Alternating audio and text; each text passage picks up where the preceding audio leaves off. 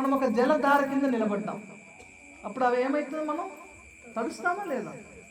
ఏదైనా పైనుంచి నీళ్లు పడే దగ్గర ఒక జలధార కింద నిలబడ్డాం, అప్పుడు మనం తడుస్తాం.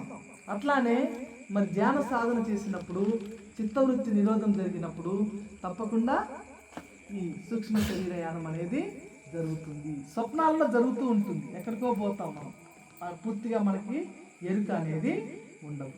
కాబట్టి బాలా త్రిపుర సుందరి అంటే 3 పురాలను, స్థూల, సూక్ష్మ, కారణ పురాల్లో విహరించేటటువంటి ఆత్మ. సుందరి అంటే ఎవరు? ఆత్మ. మరి ఆ స్వరూపంతో మనము అనుసంధానం అయితే మనమే బాలా త్రిపుర సుందరి లాగా మారుతాము. అప్పుడు 2వ రోజు అవతారం. 2వ రోజు ఎవరు? అన్నపూర్ణ.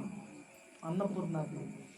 మరి జననం అనేది మరణం కొరకే కాదు, జర అనేది మరణం కొరకు కాదు. అట్లా అయినట్టయితే మనం జన్మ తీసుకోవాల్సిన అవసరము లేదు. అంటే ఈ జన్మ అనేది ఒక అవతారం కోసం.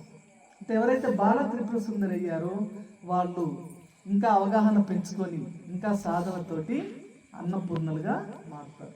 మరి అన్నపూర్ణ అనగానే మనకేం గుర్తొస్తుందండి? ఎక్కడ పెడతారు ఆ పేర్లు? ఎక్కడ పెడతారు? అన్నదానం జరిగే చోట మాతా అన్నపూర్ణేశ్వరి అని చెప్పేసి, అంటే ఇతరులకి ఆకలి తీరుస్తుంది అంటే అన్నపూర్ణ అని చెప్పేసి చెప్తూ ఉంటాం. అక్కడ పెడుతుంటారు బోర్డు, కష్టాల్లో కూడా పెట్టారు మనకి మాతా అన్నపూర్ణేశ్వరి, ఆ విధంగా పెడుతూ ఉంటారు.